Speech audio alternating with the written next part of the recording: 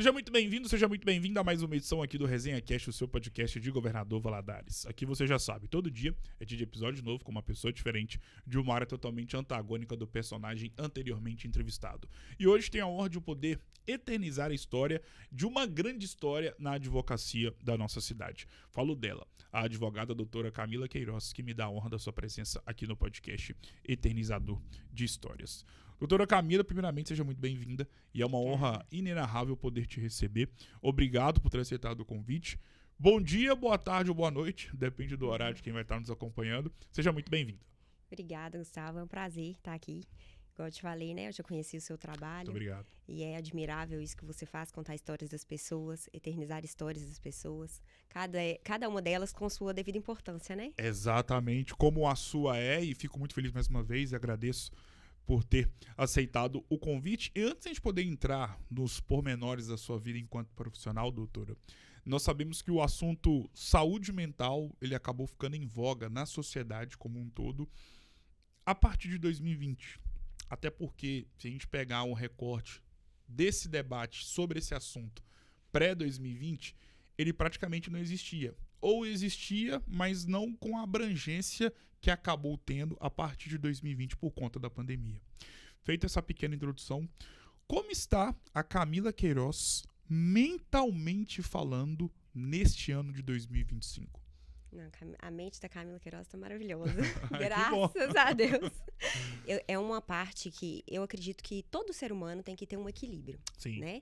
Então, a parte da saúde mental é muito importante. Saúde Claro. mental, física, emocional e espiritual. Você tem que estar ali. E eu tento manter tudo em equilíbrio. E em 2025 tive altos e baixos, claro, né? A vida é assim. Sim. Mas, graças a Deus, eu sigo com terapia também, né? Já faço um tempo. Então, eu já consigo entender o meu momento, consigo sair daquilo ali, né? Me virar bem emocionalmente. Então, assim, graças a Deus, mesmo apesar do caos, minha saúde mental tá ótima. Claro que o ano ainda não acabou. Sim. Mas até fazendo um recorte de algo que eu vivi ontem, que eu fiquei embasbacado. Estava aqui no centro da cidade e aí eu fui ver uma notificação que chegou no meu celular e eu não tinha parado para pensar que ontem, no caso, já era dia 24 de novembro. Aí eu pensei, nossa, daqui a um mês, neste dia, já é Natal, né? A véspera do Natal. Hoje, né, dia 25, daqui a um mês, estaremos comemorando o Natal.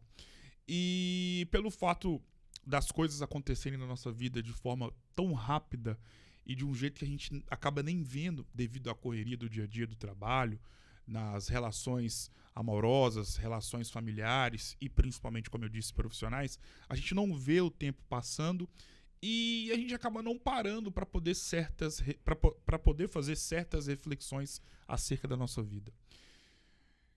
No livro da sua vida, como será definido por você tudo aquilo que você viveu neste ano de 2025?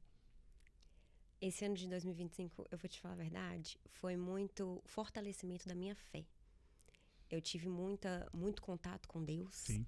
Tive coisas pessoais da minha vida, profissionais da minha vida, que me fizeram apegar mesmo à espiritualidade como uma forma de manter a saúde mental. Sim.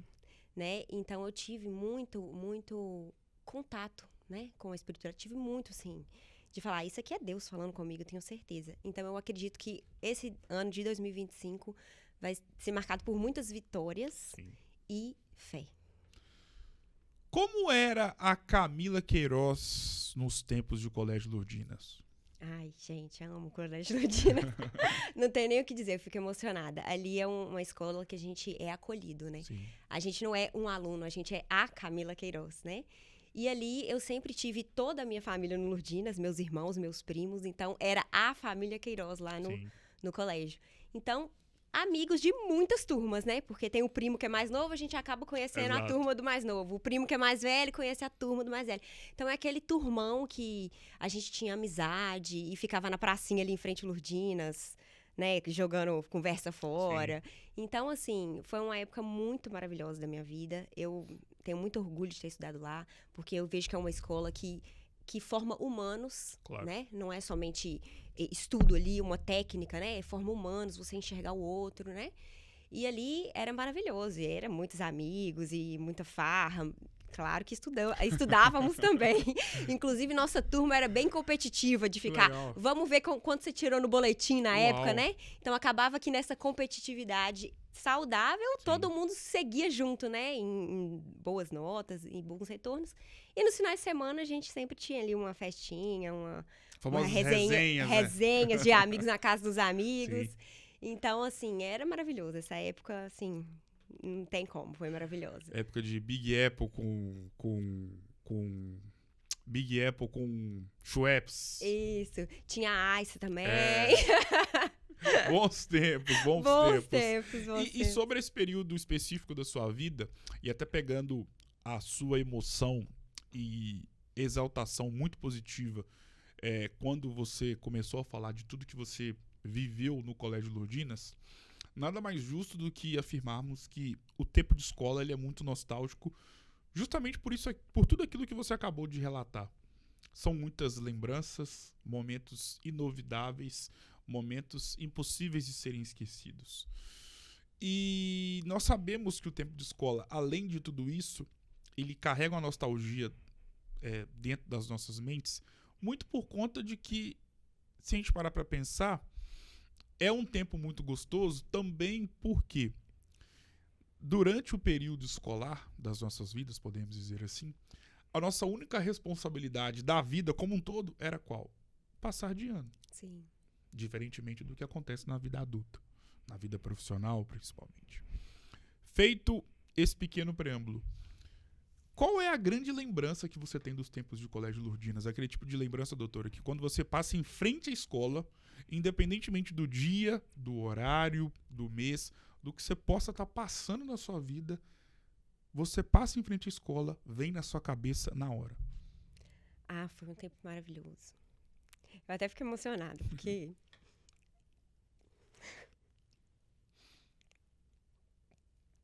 meus avós moravam ali perto, então... Sim.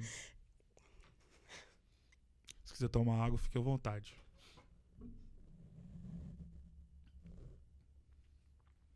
Sou muito emotiva, então não considere isso. Meus avós moravam ali do lado da escola. Sim.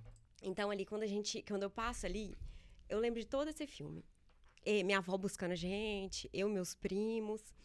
E as amizades, como eu te falei, as amizades ali no Lourdinas, claro que hoje, assim, acaba que cada um vai para um canto Sim. e tal, mas eram coisas bacanas, coisas verdadeiras. Então, na hora que você passa daquele sentimento de pertencimento, Sim. de acolhimento, de coisas verdadeiras, que não eram, tipo, passageiras, sabe? Aquela coisa que permanece.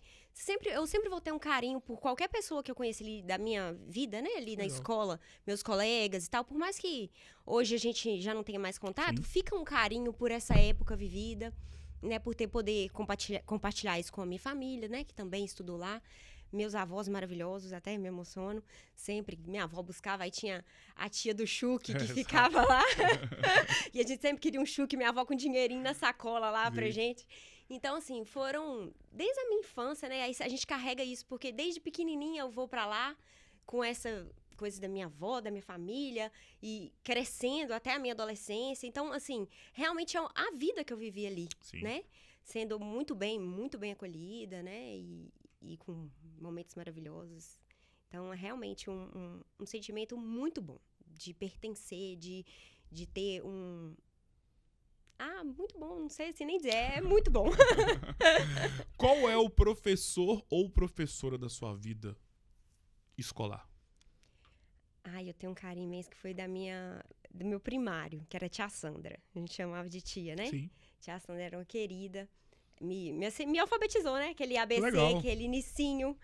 E até hoje a gente encontra ela. Oi, tia Sandra! Então, mas assim, a formação ali do Lourdinas, a gente tinha realmente grandes professores.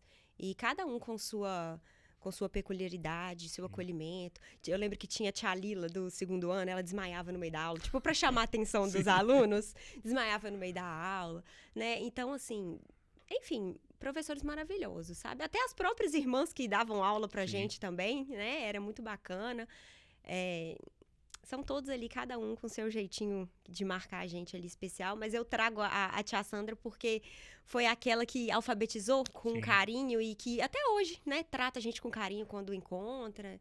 Então, ela que pega, assim, né? Marcou. Isso, que marcou.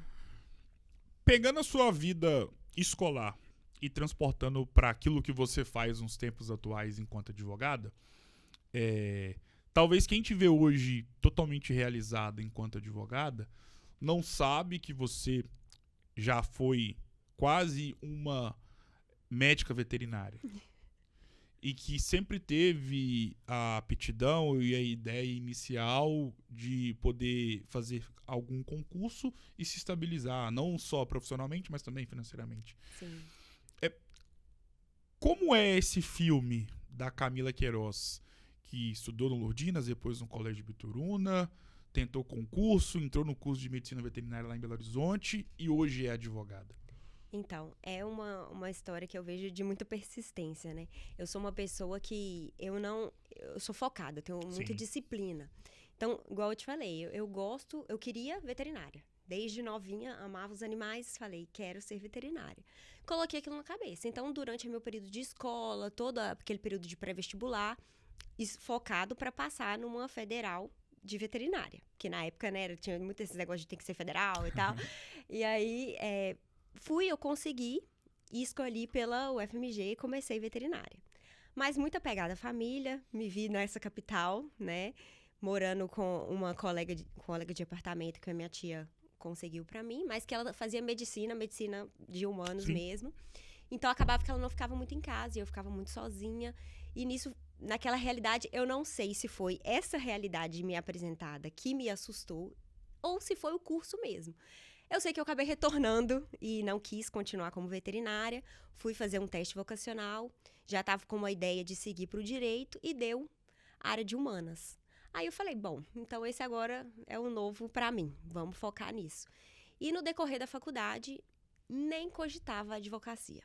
Apesar de ter meu pai advogado, meu avô advogado, uma família, minha tia oficial de justiça, meu tio fez direito. Então, assim, uma família marcada pela justiça, assim, né, do direito. Claro.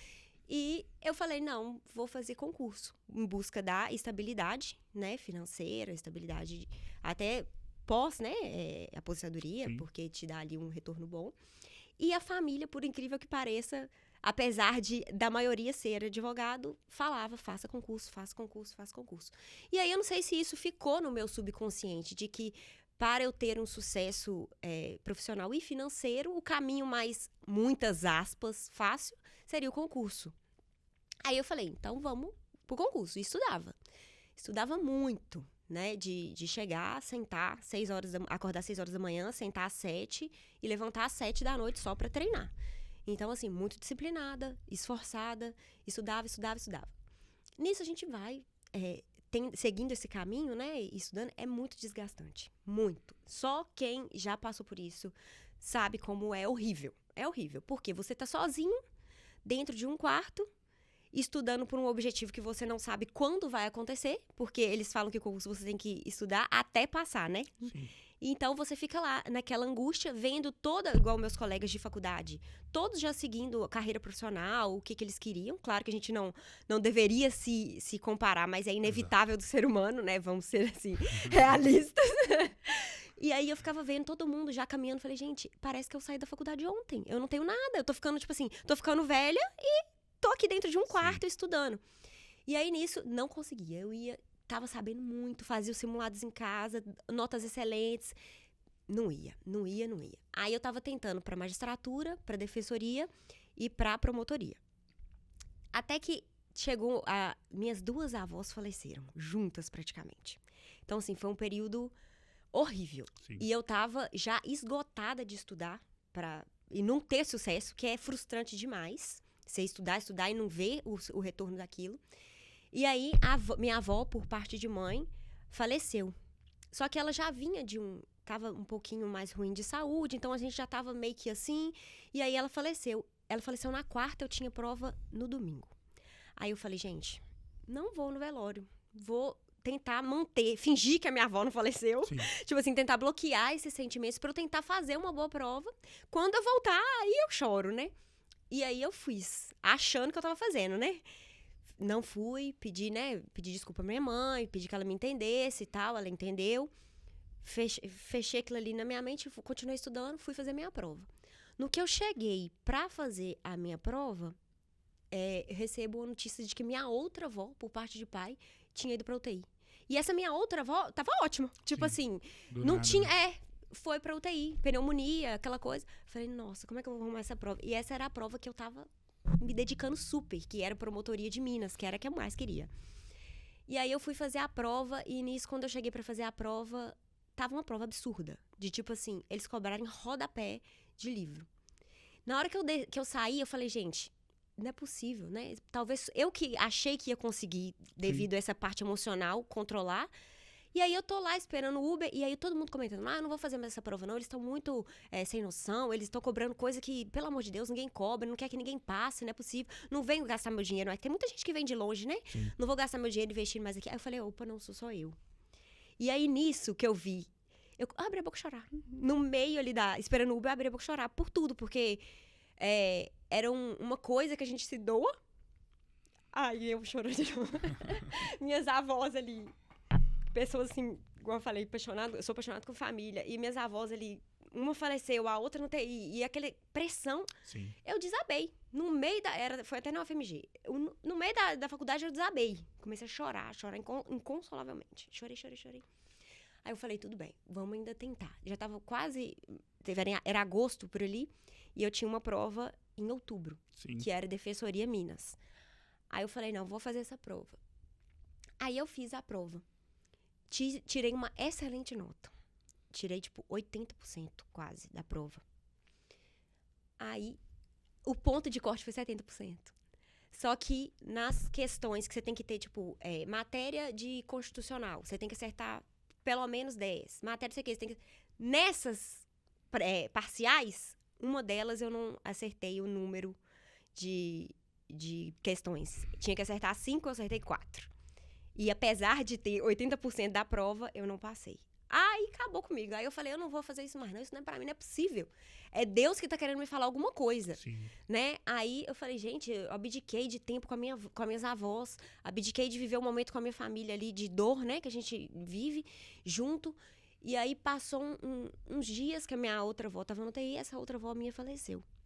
E essa outra avó minha, eu era mais agarrada que a outra avó anterior, que é a que morava na ilha do Lourdinas. Sim. E aí, nisso, acabou comigo. O falecimento dessa minha avó, a avó Zete, acabou. Até hoje, né? Sim. Mas aí eu vi, o que eu tô fazendo na minha vida, sabe? Por que não o direito? Por que não a advocacia? Aí eu fui conversar com a minha terapeuta, eu falei, eu não sei o que tá acontecendo. Por que eu não consigo aceitar que eu posso advogar? Eu tenho outra possibilidade. Eu tô vendo que isso aqui não tá sendo pra mim. Eu tô vendo que eu tô indo, que eu não tô indo, né? Sim. E isso é Deus querendo falar alguma coisa pra mim. Aí a minha terapeuta falou comigo assim, você já percebeu que quando você traz a estabilidade financeira, você traz o concurso, mas quando você vibra o trabalho, vibra a causa do cliente, é a advocacia que você traz? É a advocacia que vibra em você. Você só tá com alguma coisa enraizada ali na mente de que você não pode ser advogada, Sim. né? E aí aquilo foi me destravando. Aí eu falei, gente, eu vou advogar, porque é isso que eu gosto. E ainda assim, eu ouvi críticas. Não críticas, tipo assim, não advogo, mas críticas assim, vai parar de estudar? Não vai querer mais concurso? Fica me mandando edital de concurso, Sim. sabe? Poxa, eu fiz uma escolha, não foi fácil essa escolha. Claro. Foram anos pra fazer essa escolha. E aí, eu fiz a escolha, eu sou decidida, tomei essa escolha, eu não vou mais prestar concurso, eu vou advogar. E é isso que eu quero pra minha vida. Então, eu brinco que quem me escolheu foi a advocacia. Porque eu tentei veterinária, eu tentei o concurso, e ela tava ali pra mim o tempo inteiro. Então, a advocacia me escolheu, e hoje eu estou imensamente feliz. E eu vou falar pra você, eu vou inaugurar o nosso escritório, né? Nosso escritório da família. Sim.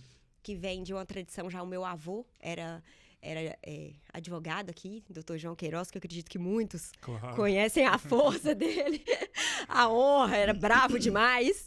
O meu pai, João de Queiroz Júnior, que não só o nome copiou, mas também toda a fortaleza dentro Sim. disso, né, da profissão, de querer ali realmente fazer justo o direito do cidadão.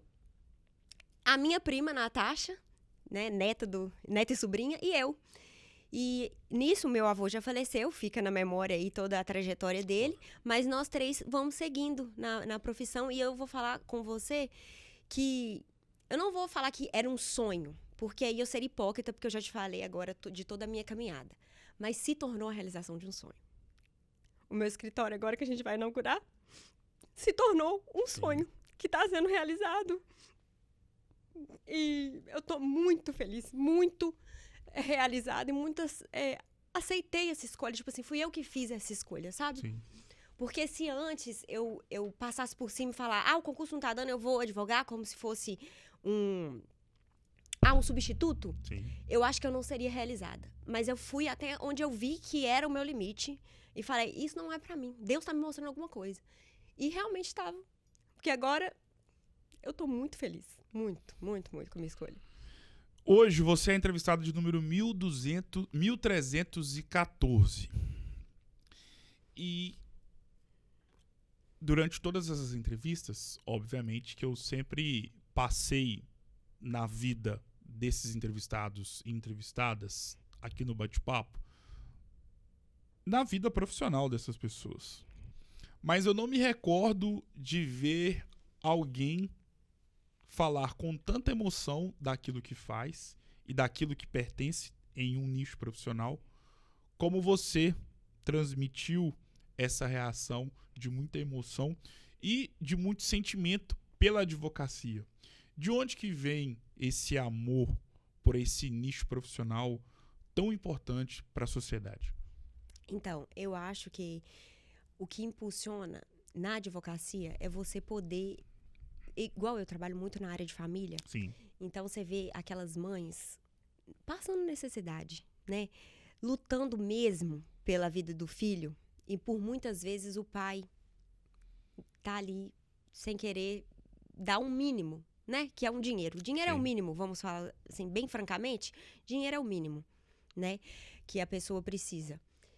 E aí, você poder, com o seu trabalho, dar aquilo, dar aquele acalento para a mãe, você poder, com o seu trabalho, ver e falar, mãe, calma, nós vamos conseguir isso para você, nós temos meios aqui dentro do direito para conseguir manter o mínimo para o seu filho, que seja, né? Ou então você vê questões de posse, de propriedade também, que a gente atua muito, de pessoas que estão ali cuidando de um patrimônio e conseguem a uso capião do patrimônio.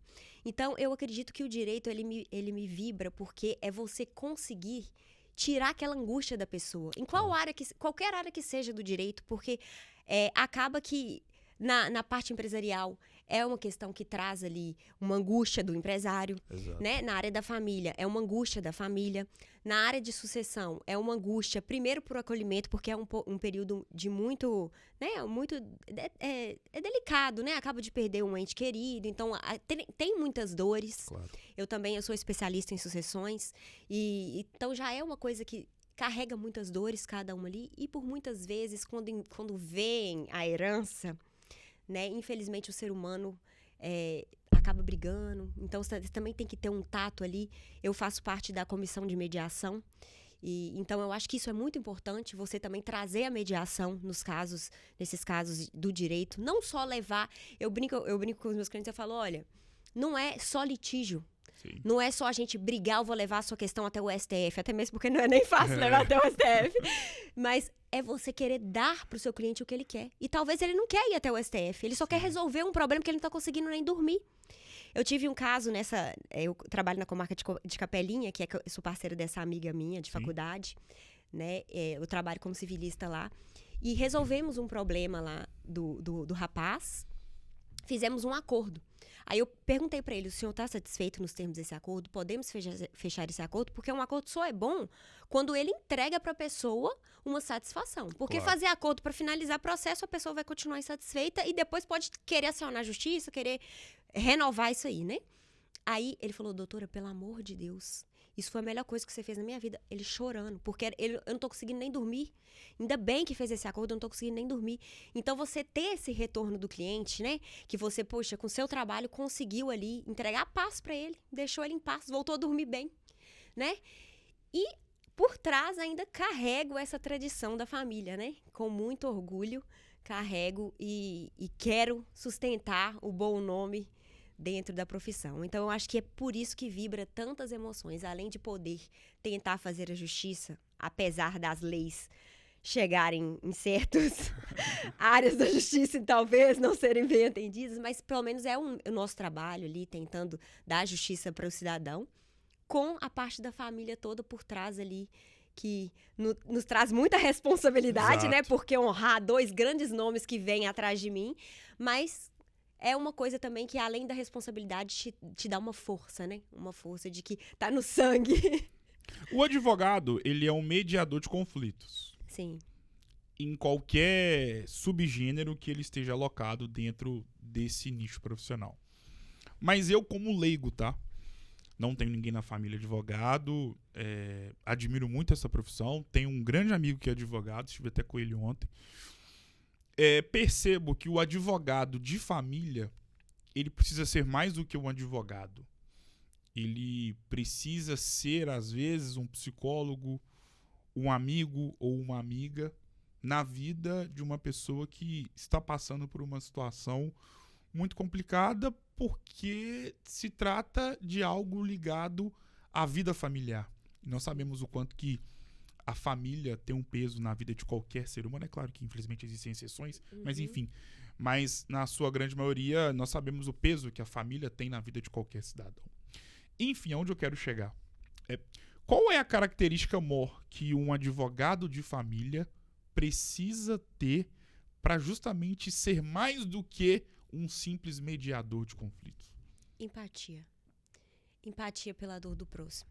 O que a gente vê muito são advogados, né, querendo atuar nessa área da família, mas levando em conta o serviço. Sim. Prestar o serviço.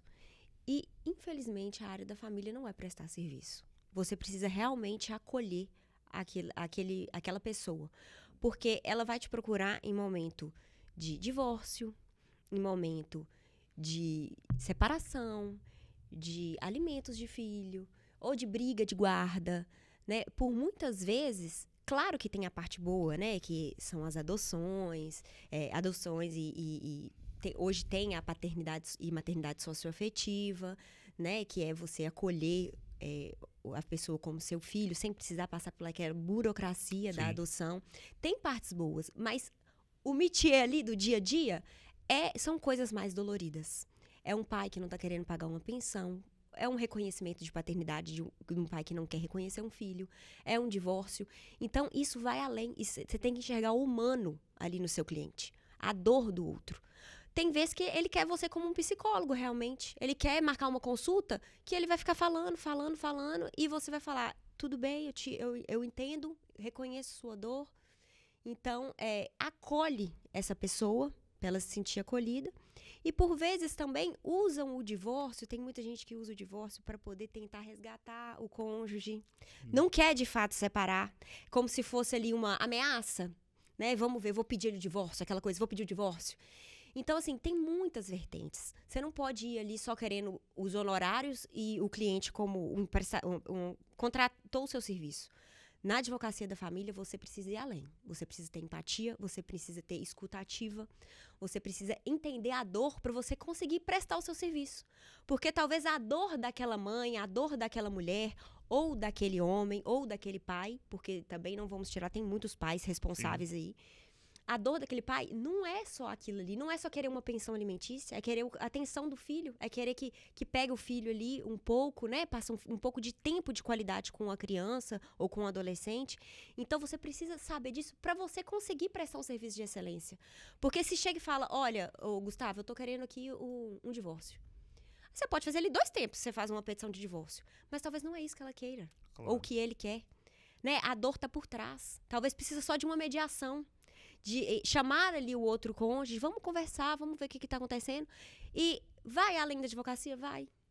Inclusive, no curso de advocacia, a gente tem psicologia. Tem um período de psicologia. Então, tem que ter empatia. Para você, inclusive, prestar um serviço de qualidade. Para você ter efetividade no seu serviço. Entendeu? Porque se você chegar ao cliente, acha que está querendo isso. Mas ele tem muitas coisas, muitas camadas do subconsciente dele, de que não é aquilo que ele quer. E aí, com um bate-papo ali de meia hora, você consegue ver o que o seu cliente tem. E aí, você presta um serviço melhor para ele. E aí, fideliza o cliente, que aí vai te indicar para outro, e aí você vai fazendo o seu caminho. Então, eu acredito que na advocacia da família é muito além de ser um bom técnico, né? Você precisa ser também um bom humano, um ser humano ali. Além dessa característica que você acabou de citar, como fidelizar a sua relação com um cliente? Porque se a gente parar para pensar, vamos pegar o governador Valadares como exemplo. Existem milhares de advogados. Se eu for na OAB, eu vou saber a quantidade exata de advogados. Não só de advogados, mas todos os advogados em todas as áreas, em todos os subgêneros existentes dentro dessa profissão. E eu comparo muito o advogado com os empresários que possuem empresas de diferentes ramos. Uhum. Por quê? Uma loja esportiva, de artigo esportivo, aqui em Valadares vai ter ali 3, 4, 5. Ele precisa ter uma estratégia para poder fidelizar um cliente para fazer com que, ao invés de ele ir numa outra loja do concorrente, ele vá na sua loja. E dentro do direito, sobretudo no direito de família, assim como nos outros subgêneros, existem milhares de advogados que atuam nessa área. Sim. Logo, te pergunto, como fazer nessa conversa de 30 minutos, 20 minutos, no áudio, no WhatsApp, estabelecer essa relação de fidelização de alguém que te procurou com uma demanda e através da sua fala, das suas palavras, a pessoa pensa, não, é com essa advogada que eu quero seguir com essa ação. Sim, então, além do profissionalismo, né, que eu acredito que quando você recebe ali um cliente, um contato, eu acho que você tem que dar um retorno rápido. Claro que hoje o dia a dia da gente, né, acaba que atrapalha um pouco. Mas eu acho que você também está pronta, né? Seja você, seja a sua secretária, né? Para bater ali uma resposta rápida, já dá um outro ar. E segue na mesma linha do que eu disse anteriormente. Na hora de fazer o contato com o cliente, escutar ele. Fazer a escuta ativa do cliente. Sim. Do que ele quer, do que ele anseia, do problema dele ali. E se demonstrar interessada. Né? Qual é o seu problema? O que eu posso ajudar? Aí ele passa o caso, a gente olha, estratégia é essa e tal. O que você gostou, entendeu? Tem alguma dúvida? Estou à disposição. Você mostrar que você está interessada nele. Porque hoje, com esse mundo tão virtual, as pessoas estão muito frias. E querendo ou não, nós somos seres humanos. O ser humano, ele é tátil. Ele por mais que ele goste do espaço dele, sim, ele precisa do calor humano, de se sentir importante, de sentir que a sua demanda está sendo de fato ouvida. Então, eu acho que esse comportamento do profissional dá um retorno rápido, dá um retorno... entender mesmo que o cliente quer, se mostrar interessado pelo que o cliente anseia ali e repassar para ele com todo o profissionalismo, as estratégias, o que ele espera, né? Eu acho que isso a sua postura dessa forma, já fideliza um cliente. Eu tive um caso era até família, eu fiz o atendimento da mãe e prestei toda a consultoria, todo esse acolhimento que eu te falei, que eu tento fazer, claro que nós somos seres humanos, né? A gente tentaria excelência, mas por vezes podemos errar. Mas aí, eu tentei ali acolher a mãe. E aí ela falou, não, doutora, tudo bem. E os honorários? Que aí é outro ponto também, sim, né? Porque é claro que um bom profissional requer uma boa remuneração, sim, também, né? A gente brinca que tem muito cliente que acha que advogado não come. A gente precisa comer também. É o nosso trabalho também. Claro. Então, assim, aí na hora que eu passei para ela a proposta de honorários, ela falou assim, doutora, eu não tenho condições. Eu quero muito que a senhora me represente, mas eu não tenho condições de arcar esse valor, tipo, à vista e tal. Eu falei, não se preocupe. O preço aqui vai ser o de menos. né? Não fique preocupada, eu vou prestar o serviço, vamos fazer de uma forma que fique bom para você, Sim. né? Aí a gente faz ali um parcelamento, vê ali como é a possibilidade do cliente, a realidade do cliente, né? Mas você vê que depois que você presta um serviço assim com uma atenção humanizada, você tem esse retorno. Olha, o que você pode fazer por mim? Eu quero muito que você me atenda. Então, isso é muito importante. Você escutar da pessoa, eu quero que você me atenda. Sim. E aí, depois desse atendimento, ela já me mandou vários e vários clientes. Então, assim, eu acho que é essa forma de atender, de você saber lidar, você saber conversar com o ser humano. É o que está faltando na humanidade, é você saber conversar com o outro. Você ter um pouco de empatia, um pouco de paciência. As pessoas não têm paciência. Tem muita gente que acha que a forma que ela pensa, ou é mais esperta, é mais rápido. O outro, talvez, ele é um pouco mais devagar, tem alguma... Tenha paciência com o outro, né? Enxerga ali, tem um momento com o outro. Eu acho que é muito isso que tá faltando. Muita briga de ego, muita gente sem paciência, querendo ser melhor que o outro. E esquece ali que é todo mundo ser humano, todo mundo tem uma ferida, todo mundo tem algo ali que dói. E aí, se você trata com aspereza, você vai receber aspereza. E aí, vira um caos, né? Então, eu tento ser mais pacificadora possível, apesar de advogada. Mas eu falo assim, calma. Igual audiências de conciliação. Eu já converso com o cliente, olha, ali eu vou ser bem calma, bem tranquila. A gente tá querendo uma conciliação. Sim. Não adianta debater com a outra parte agora. Se você debater, ela vai vir com um escudo e você não vai conseguir nada do que você quer. Você tem que ser esperto. Não, tá tudo bem. Aí depois, na audiência de instrução, se chegar tanto, aí a gente vê uma outra versão. Sim. Mas é você também saber lidar ali com o ser humano, saber conversar. Eu acho que muito disso falta. Inclusive na advocacia. Tem muitos advogados que são combatistas. E não acho que isso é não é mais essa advocacia hoje, entendeu? A advocacia do litígio, de brigar, de vou arrancar até as cuecas, né? Como falam. Não é isso, não é sobre isso.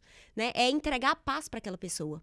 Que seja uma coisa justa e que, se precisar do litígio, vá haver o litígio, mas que não necessariamente tem que combater, tem que brigar, tem que ter o outro advogado como inimigo.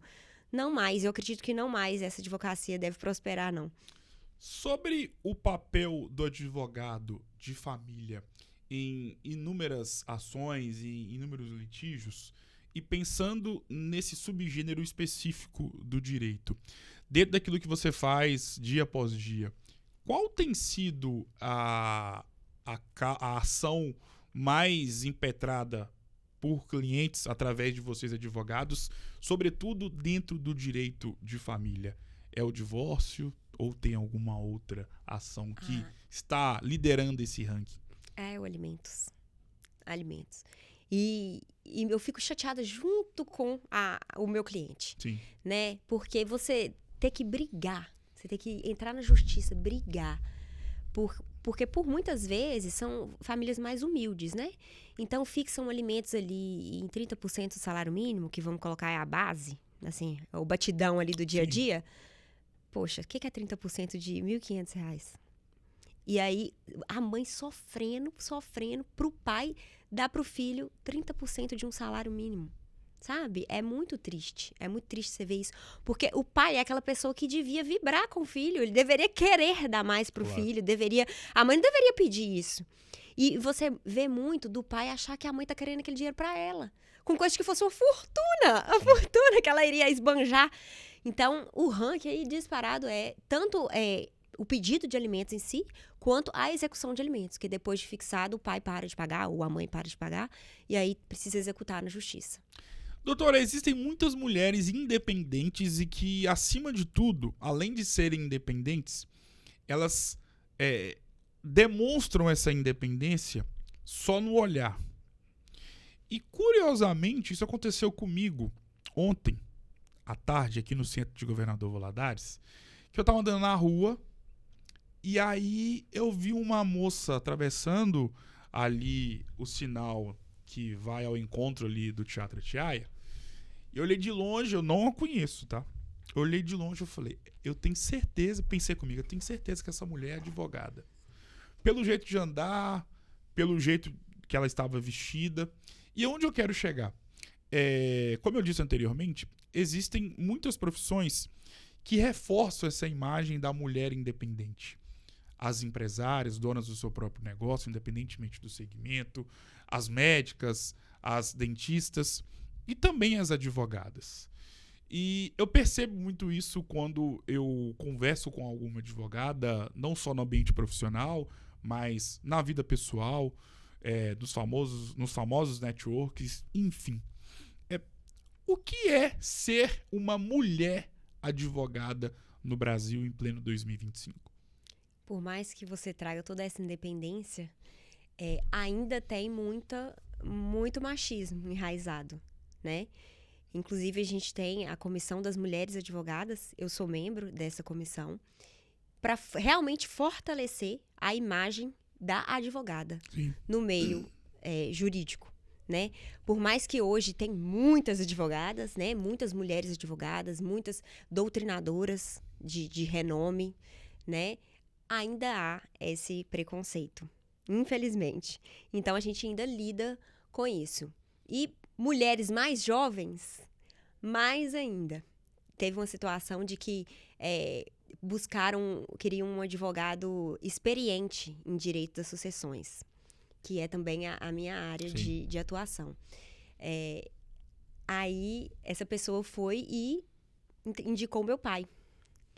Aí eu falei, olha, mas eu tenho pós em sucessões. Falei brincando, né? Era da família. Uhum. Aí ela falou, não, mas a pessoa queria uma pessoa de experiência, assim, que demonstrasse experiência. Sim. Então, o seu pai, mais velho, homem, demonstra mais experiência. E aí, nos bastidores, eu aconselhando meu pai ali. Aí eu falei, olha, advogada. Tinha que E ser aí, você, nós dois juntos chegamos no retorno ao cliente. Mas eu digo assim, não que meu pai, obviamente, meu pai tem uma experiência vasta, né? Não só de teoria, mas como de prática também, daquelas expertise que tem que ter de processo. Sim. Mas eu digo assim, não necessariamente o mais velho, o homem, vai ser mais experiente na área, né? Hoje as mulheres estão se dedicando muitos cursos de atualização, muitas pós-graduações, mestrados, doutorados. Então, assim, por mais que realmente a mulher saiba se portar e tenha esse ímpeto de parecer independente, né, de ter essa força, porque a força é do feminino mesmo, ainda tem esses, principalmente na sociedade que é muito machista, né, ainda tem enraizado essas questões. Mas já tá bem melhor, né? Já tá, assim, antigamente era pior. Mas hoje ainda temos essa luta. Como construir e fazer com que o seu próprio nome seja uma marca respeitada dentro da advocacia em uma cidade? Então, ainda é muito novo para mim, né? Eu espero conseguir isso. Eu trago, né, comigo uma tradição familiar que já me dá anos de corrida aí na frente, né? Que aí já vem com esse renome da família. Mas eu acredito que eu, como advogada, o que eu busquei fazer? Me integrar na OAB. Ah, mas ali é todo mundo advogado. Mas você se torna conhecido no meio. Você se torna conhecido nos eventos. Querendo ou não, um cliente que olha, eu participo do OAB, já tem uma outra visão do seu trabalho, né? Já imagina assim, que você é uma pessoa que está engajada ali na instituição, né? Que participa dela. E, além de tudo isso, é prestar realmente um serviço de excelência. É estar atualizado, prestar um serviço de excelência e acolher o cliente, igual eu te falei, né? Eu acredito que as pessoas estão muito carentes hoje, né? Quando ela te busca ali um serviço, não só o serviço, mas o acolhimento, né? Você receber bem aquela pessoa. E devagarzinho, seu nome vai consolidando. A partir de um cliente ou outro que gostou do seu trabalho e vai indicando para outro, e aí você vai se tornando conhecida e solidificando o seu nome. Eu penso que é assim, né? Pelo menos é esse caminho que eu estou seguindo. Como você fez questão de ressaltar durante algumas vezes e durante algumas oportunidades do nosso bate-papo, o direito, né, e a advocacia estão enraizados na sua vida desde o berço, literalmente, por ser uma tradição familiar. E, doutora, não sei se você já ouviu isso, imagino que sim, mas se não, por favor, pode falar. Em certas áreas profissionais, quando existe ali uma pessoa mais nova que já tem uma história com uma certa profissão por conta de uma alta bagagem do pai, da mãe, do avô, da tia, outras pessoas que não possuem e que não estão inseridas nesse mesmo contexto, acabam te olhando de uma forma um tanto quanto pejorativa e pensando, para ela é mais fácil pelo fato de que ela já tem uma tradição e um histórico familiar nessa área profissional.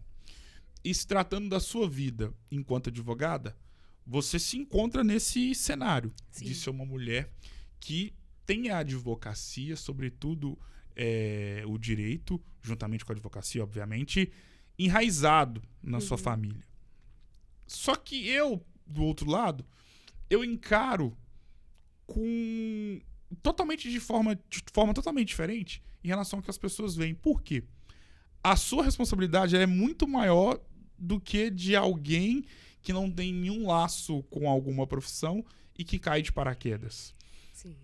Qual é o peso de ter que honrar um nome e uma história muito grande dentro dessa área tão específica e espinhosa na cidade? Então, realmente tem esse tom, né? Eu nunca passei por essa situação especificamente. Claro que tem muita gente, quando eu falo, meu pai é advogado, fala, então você já tem um escritório. Tipo assim. Mas assim, de falar é mais fácil. Comigo não, talvez por trás, né? Sim. Mas comigo diretamente eu nunca passei por isso. Porém, essa parte da responsabilidade eu já senti. Eu sinto bastante. Igual no período de escola mesmo. Eu tinha muito medo de fazer algum estágio. Eu tinha receio, Sim. Você acredita? Igual, por exemplo, no fórum, tinha aqueles que você vai pro fórum trabalhar na secretaria, aí eu falei, nossa, mas ali todo mundo vai, se eu fizer alguma coisa errada, vai falar lá, é filho do Queiroz, né? Tipo assim, é filho do doutor Queiroz, e não sei o quê. Aí, então, assim, acaba que você fica com um peso, é uma responsabilidade muito grande. São 2 gerações, é meu pai e meu avô. E muita gente conhece eles. Então, você ter que manter aquela excelência, aquela competência, tudo certinho, porque é o que esperam de você. Claro que, obviamente, é o que eu também quero, mas você já chega com essa carga. Ela já te antecede, Sim. né? Tanto pro lado bom quanto pro lado ruim. Se eles fossem profissionais ruins, acredito que também é uma pessoa que tem ali um histórico de que as pessoas que antecederam não eram tão boas ou íntegras, também já chega com um ponto negativo. Claro. Né? Então, Verdade. querendo ou não, sempre vai ter uma responsabilidade quando você carrega ali um legado. Mas é muito mais honroso do que desgastante. Qual que é o maior desafio de ser uma advogada em pleno 2025? Seja na atuação enquanto advogada ou na relação com colegas de profissão? Eu acredito que, pra mim, Camila, o que tá sendo mais difícil é que você não tem que ser só advogado. Você tem que ser advogado, mídia, fazer stories, fazer conteúdo de internet. Então, assim, agora eu acredito que todas as profissões, não só a advocacia, você não basta ter a sua formação Sim. ali e ser competente naquilo. Você precisa ir além. Você precisa estar nas redes sociais, você precisa fazer vídeos, você precisa saber se comunicar. Então, assim, essa parte deixa a gente me deixou mais, assim... Nossa, eu já estudei tanto direito, agora eu também vou ter que saber mexer com mídia. Sim. E agora também com o PJE, PROC, né, que agora é tudo digitalizado, você também tem que ser TI. Então, você tem que ser mídia, você tem que ser advogado, você tem que ser TI, você tem que saber se virar. Então, isso é um grande desafio, né, hoje. Igual, por exemplo, meu Instagram, eu não consigo ainda manter ele ali numa constância que eu gostaria. Ainda tá sendo ainda uma dificuldade para mim. Colocar ele ali, porque você tem que postar sempre com conteúdo novo. Então, essa questão para mim tá sendo um desafio maior de você conseguir conciliar a advocacia com esse mundo digital para fazer captação de clientes, essas coisas, né? Claro que a advocacia a gente não pode captar cliente de forma mercantil, mas assim, demonstrando ali o conteúdo, né, de forma que as pessoas te conheçam. Então, isso para mim tá sendo mais desafiador. Qual é o maior sonho que você já realizou através da advocacia? Que eu já realizei é ter esse retorno positivo do cliente, né? De ver que o meu trabalho trouxe algo bom para quem me contratou. Sim. Tipo assim, eu supri as expectativas de quem esperava essa expectativa, né? desses clientes que trazem, não, muito obrigado, de ver o cliente chorando por ter paz, né, agora, de ver aquele direito da pessoa que foi injustiçada alcançado. Então, isso eu já consegui realizar. E eu espero que continue realizando, porque é muito maravilhoso você ter esse retorno do cliente. Realmente é muito maravilhoso. E igual eu te falei também, o escritório que a gente vai inaugurar, não era um sonho para eu falar que era um sonho de infância, aquela coisa que a gente sempre sonhou, mas se tornou um sonho no qual eu vou realizar agora que ele vai ser inaugurado. Ainda nesse gancho, pensando em situações, né, em sonhos que você já realizou sendo advogada, na primeira parte da sua explanação você fez questão de ressaltar o quão gratificante é receber o retorno positivo do cliente. E advogado, sobretudo advogado de família, tem uma característica que vai ao encontro também do que um jornalista acaba tendo, e que é algo que está enraizado na sua função profissional, das duas profissões, podemos dizer assim, que é a questão de ouvir histórias. E muitas histórias marcam a nossa história, marcam a nossa vida. Você, através do seu trabalho, já ouviu inúmeros relatos, não só no direito de família, mas também nos outros subgêneros que você também está alocada. Mas, sobretudo, o direito de família, ele tem uma particularidade, porque normalmente são histórias que não são qualquer histórias, porque envolve ali uma situação muito litigiosa. Enfim, dentro de toda a sua bagagem e história dentro da advocacia, sobretudo enquanto advogada de família, qual a história mais marcante que você já ouviu e que, através do seu trabalho, pôde contribuir com essa pessoa? Então, são inúmeras, né, histórias.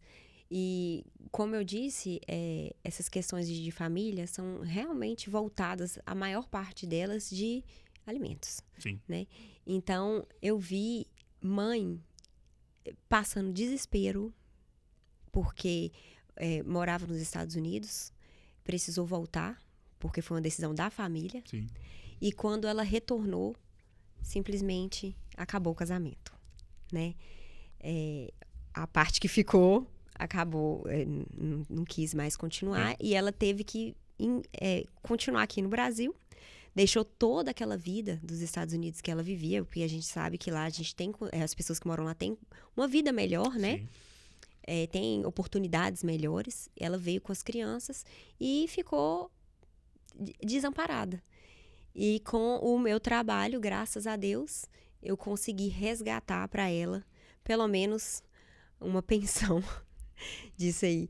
E esse caso não é uma só cliente, não. Tem várias com essa mesma história. Sim. Sabe? É um padrão que se repete. Eu acredito que muitos colegas meus também já vão ter escutado essa história. Mas você poder trazer isso para a mãe, você dar isso para a criança, você vê a alegria deles, é realmente muito gratificante. A parte também de previdenciário, quando você consegue aposentar a pessoa. Gente, é uma gracinha. E tem cliente que chora e que fala que depois de Deus é só você na terra. Então, assim, são inúmeras histórias, todas especiais, né? E cada um ali com o seu retorno ali bacana, as pessoas realmente... Você vê que ficou satisfeita, né? Então, espero também ter novas histórias para contar. Tem histórias ruins também, tem casos que eu fiquei sem dormir, impressionada. Que falei até com essa amiga minha, a Maíra, que a gente é parceira. Sim. Falei com ela, não pega isso pra mim mais não. Eu não consigo emocionalmente lidar com esse tipo de situação. Aí ela riu, falou, eu também não e tal. Mas tem situações pesadas também, né? Então, é você também saber ali se portar dentro disso, saber o seu limite, que eu acho que isso é importante, porque nem tudo é sobre o dinheiro, né? É igual você perguntou da minha saúde mental. Nem tudo é sobre o dinheiro, porque talvez você vai só atrás do dinheiro e vai passando por cima de coisas suas, e quando você vê, você tá com dinheiro, mas com a mentalidade péssima, sem conseguir nem dormir em paz, né? Então, você também tem que saber seus limites, não só na profissão, né? Na vida e em tudo que você vai fazer. Sobretudo no direito de família. Principalmente nesses casos que você acabou de relatar, né, das situações ruins que também acontecem. Como lidar com a sua saúde mental? Mediante ações, causas que acabam abalando, porque o advogado, ou advogada no seu caso, acima de tudo, é um ser humano. Sim.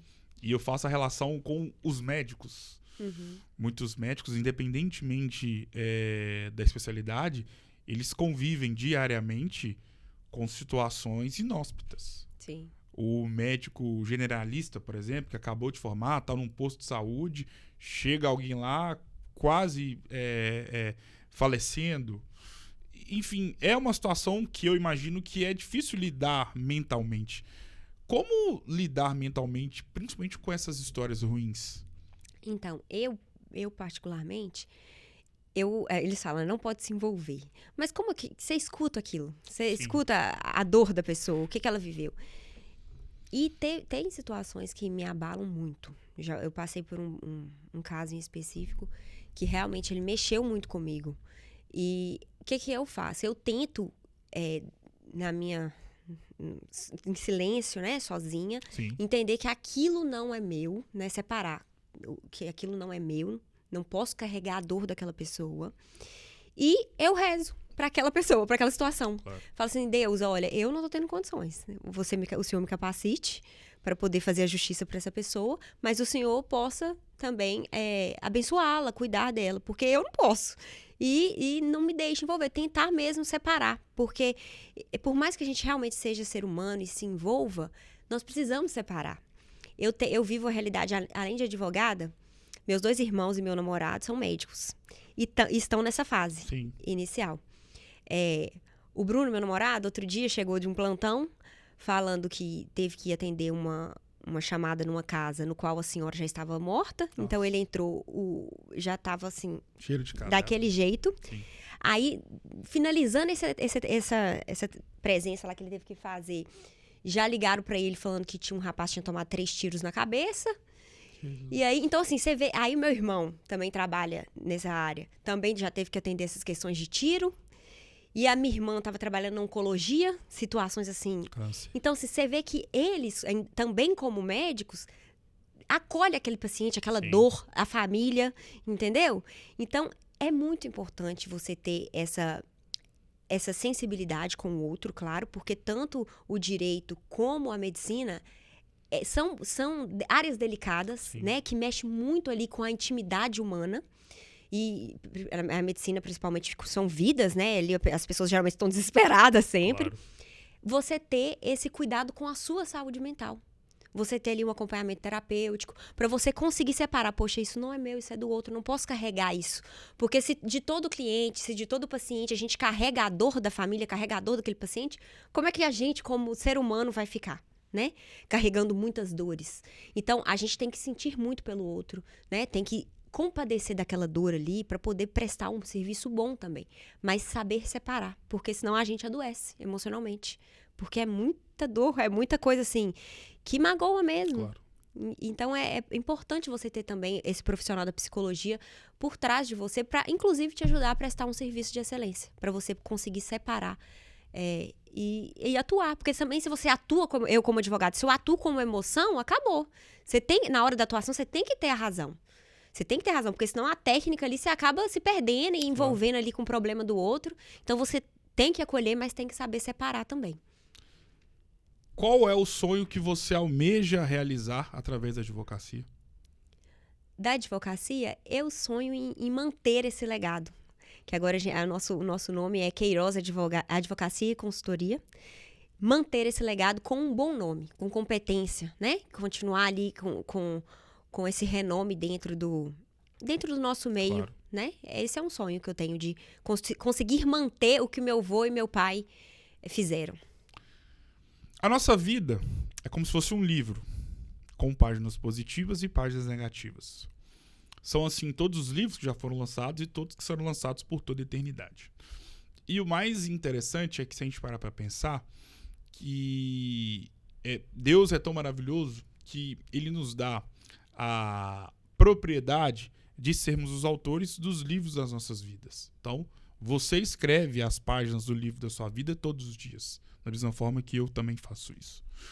E todo livro que se preze, doutora, tem as páginas, tem a capa, tem a conclusão, tem a enumeração das páginas lá embaixo, tem o título, tem a ilustração da capa e tem uma outra coisinha que começa com a letra C, que todo livro tem. Todo livro tem, de qualquer gênero. E que você vai me responder agora. A conclusão. Já falei conclusão e capa. Tem o terceiro? Todo livro tem, começa com a letra C. Todo livro tem.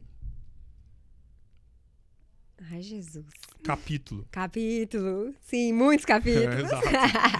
E pelo fato de todo livro ter muitos capítulos, nós sabemos que, enquanto seres humanos, nós também temos inúmeros capítulos. Bons e ruins.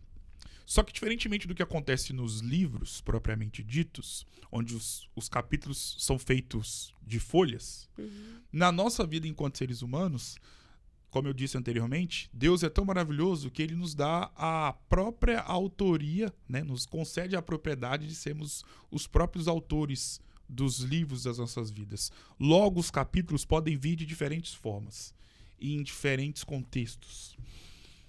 Um capítulo especial na nossa vida, ou negativo, pode ser um dia, pode ser um ano, pode ser um mês, pode ser um período, pode ser um momento. Mas, acima de tudo, podem ser pessoas únicas, marcantes, e que talvez um nome ou esses nomes poderiam ser o título do livro das nossas vidas. Feito esse extenso preâmbulo, no livro da vida da doutora Camila Queiroz, o que você falaria a respeito de dois nomes que são talvez os capítulos mais importantes da sua história de vida aqui na Terra, que atendem pelo nome de Silvana e João de Queiroz? Mas quer me fazer chorar de novo, uai.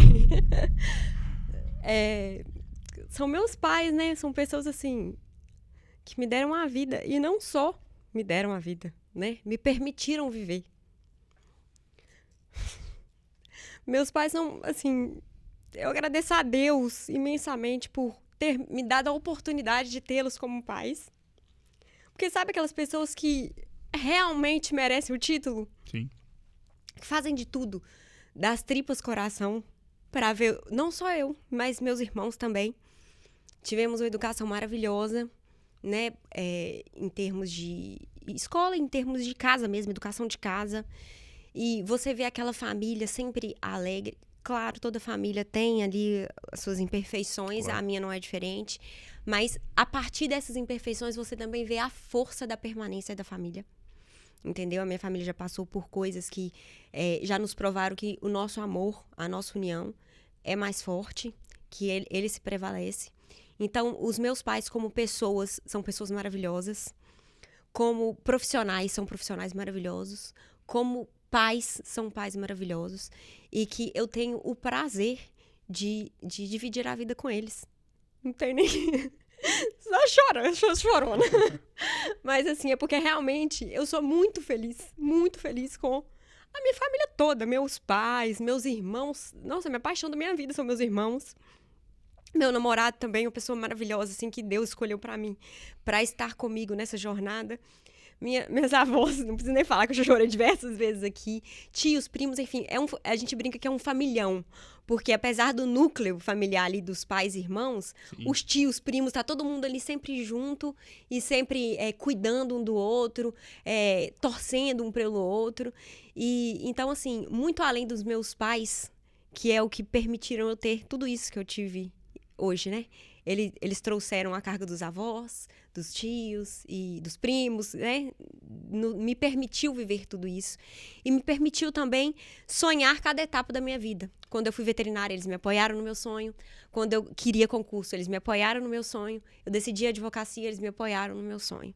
Então, assim, por mais que a vida traga essa mutabilidade, os dois sempre estão ali, torcendo. E independente do que eu escolha, sim, tô ali. Eu tenho para onde voltar, para onde quer que a gente voa.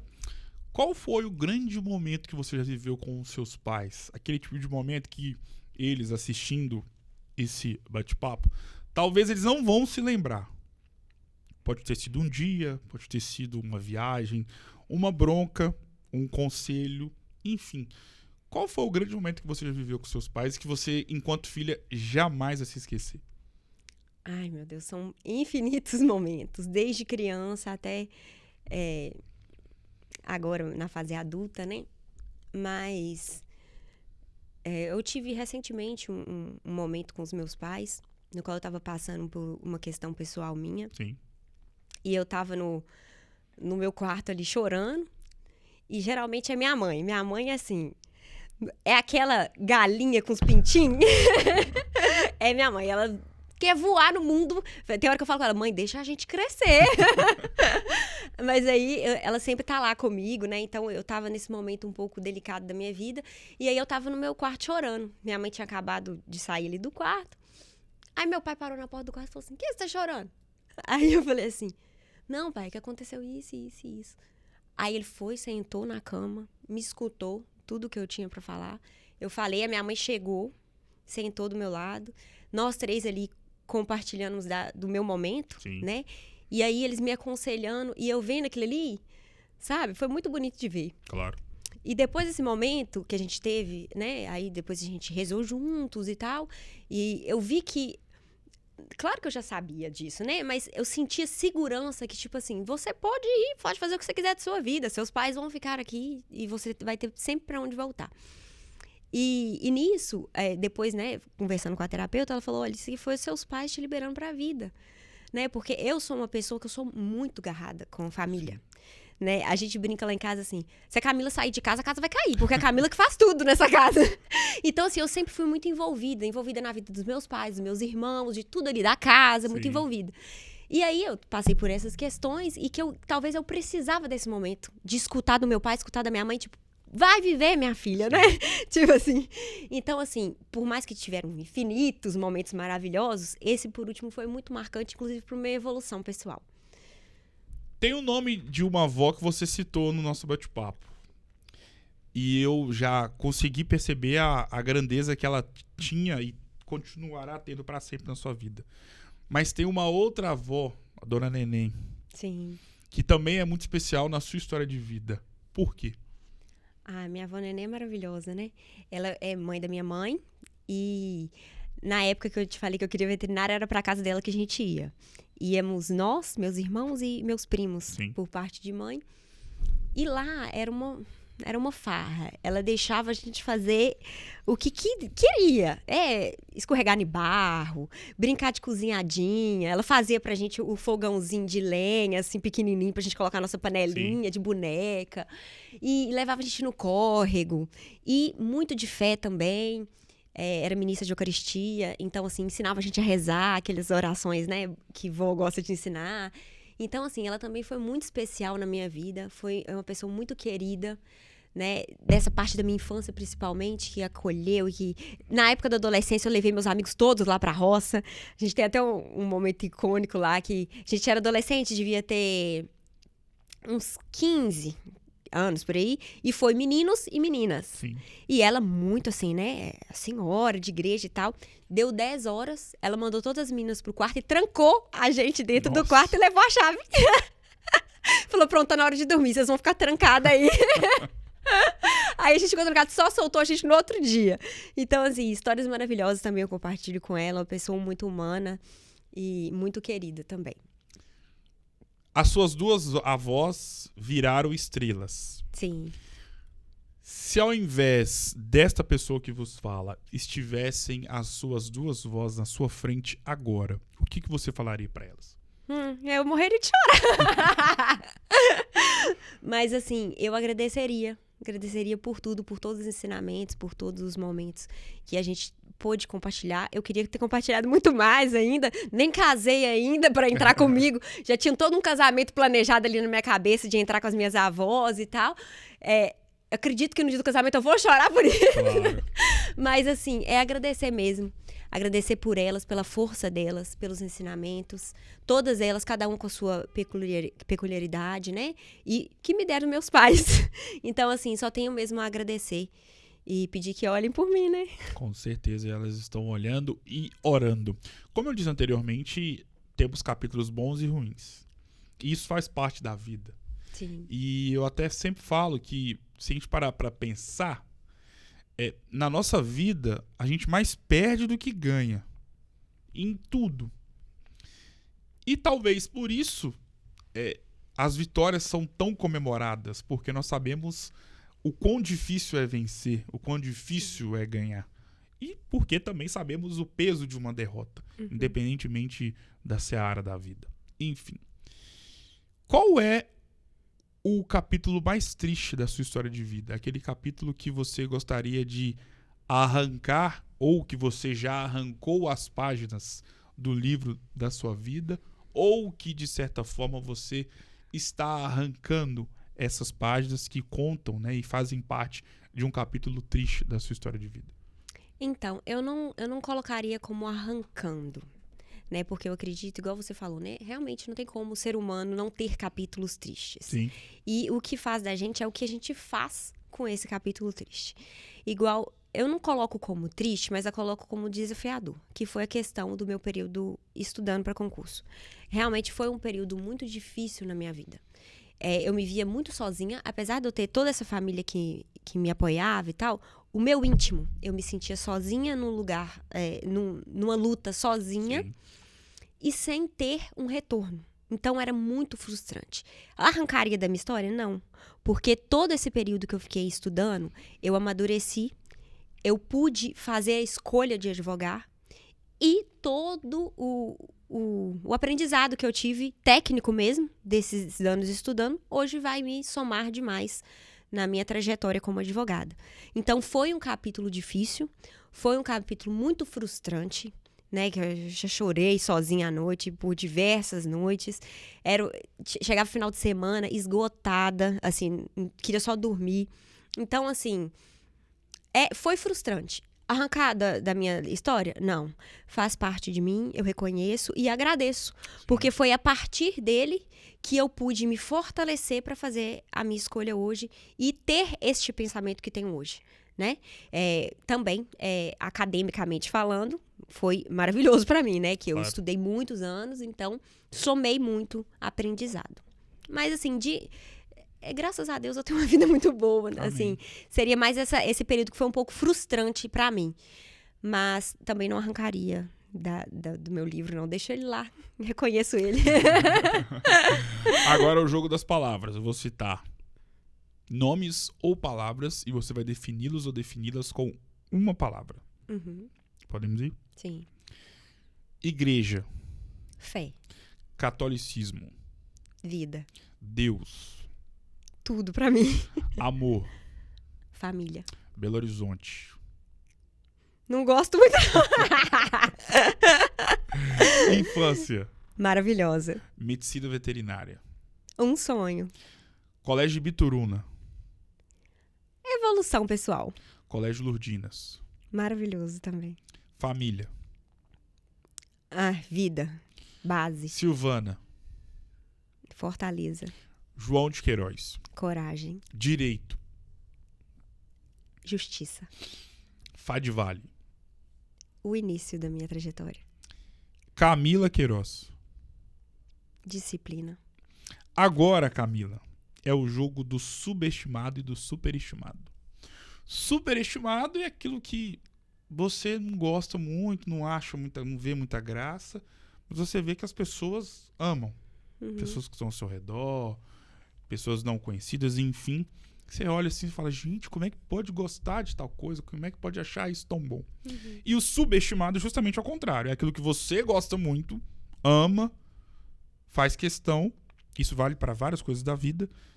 Mas você vê que a maioria das pessoas não gostam. E você fala, gente, como é que pode não gostar? Como é que pode subestimar tal coisa? Sim. Me fale uma comida superestimada. Você não come de jeito nenhum. Você vê que todo mundo ama, mas você não gosta de jeito nenhum.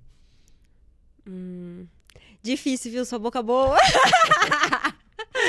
Mas deixa eu ver. Ai, não vou conseguir pensar. Que todo mundo gosta assim e eu não gosto tanto. Não vou ter, eu acho, essa opção. Ah, sempre tem. Não sei, viu? É difícil aqui achar um trem que eu não gosto. Ah, talvez uma feijoada. Não é que eu Você não gosta de gosto, feijoada? eu Meu gosto. Deus. Mas eu Que acho susto. ela muito Nossa. superestimada, sabe? O pessoal Sério? ama demais. Eu não amo tanto assim. Eu gosto, tem ali seu lugar. Mas eu acho que o pessoal gosta muito mais que eu. Me fale uma bebida, pode ser alcoólica ou não. Superestimada na sua Gin. visão. Eu não Não gosto de toma? gin. Eu não gosto de bebida alcoólica, no geral. Sim. Não sou de beber. Mas pra mim o gin é o mais superestimado. Tem gosto de perfume, aquele negócio? Me fale uma banda, cantor ou cantora, independentemente do gênero. Superestimado ou superestimada. Você não escuta de jeito nenhum. Ah, eu não gosto de funk, no geral. Não vai. Não gosto. O que as pessoas superestimam demais na vida? Superestimam demais? Eu acho que atualmente a produtividade. Eles estão superestimando demais. A pessoa ser muito produtiva. Fazer tudo demais. Acordar cedo pra fazer corrida, pra depois trabalhar, pra depois não sei o quê. Aquele negócio de... Enquanto Coach, os né? outros... Isso pra mim é muito superestimado. Tem que acordar cedo, tomar um banho gelado. aquela coisa toda. Não, gente. Cada um vai no seu tempo, cada um é de uma forma, cada um vê a vida. A vida também não precisa ser só produtividade, não. Você tem que ter uma hora também que você vai ficar relaxado pensando em nada, fazendo nada. Exatamente. Né? O que as pessoas superestimam demais no direito? No direito, eu acho que as pessoas, como eu vou colocar isso? É a formalidade demais, sabe? Você vê esses encontros institucionais, Sim. todo mundo fala de uma forma muito formal, aquela coisa muito, muito, muito, sabe? Que eu acho que não precisa de tanto, né? Nós estamos todos ali no mesmo meio, sabemos que todos são pessoas cultas, formadas, Sim. então não precisa trazer. Eles trazem muito essa rebusqueza, assim, de falar e tal. Eu acho isso muito superestimado. Pode trazer mais uma leveza, né? Tratar de forma mais leve, por mais que esteja em ambientes profissionais. E eu acho que isso traz muito de um ego, né? Eles brincam que o profissional do direito é todo mundo com muito ego, né? Ah, não gosta de advogado tudo se acha, né? E realmente, eles não estão muito errados, não. Tem muitos de sim. Eles não estão muito errados. Me fale uma comida subestimada pelas pessoas. Subestimada?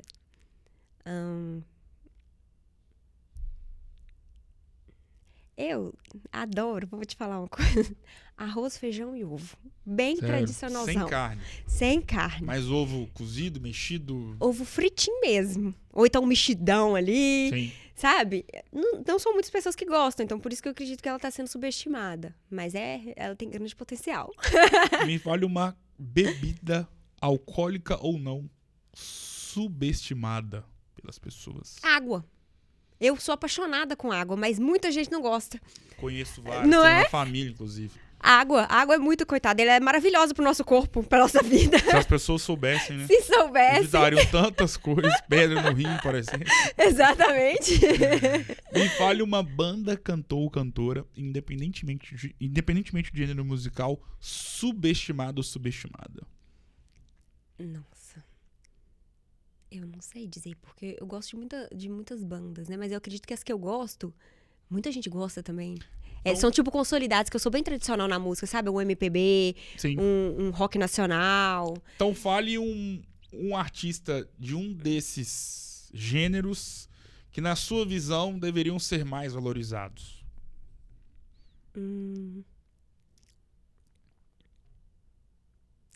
Ai, tá me fugindo na memória aí. Eu acho que... Eu posso falar, então, um estilo musical? Que Fique à hoje, vontade. assim, o pessoal não tá dando... Um bossa nova.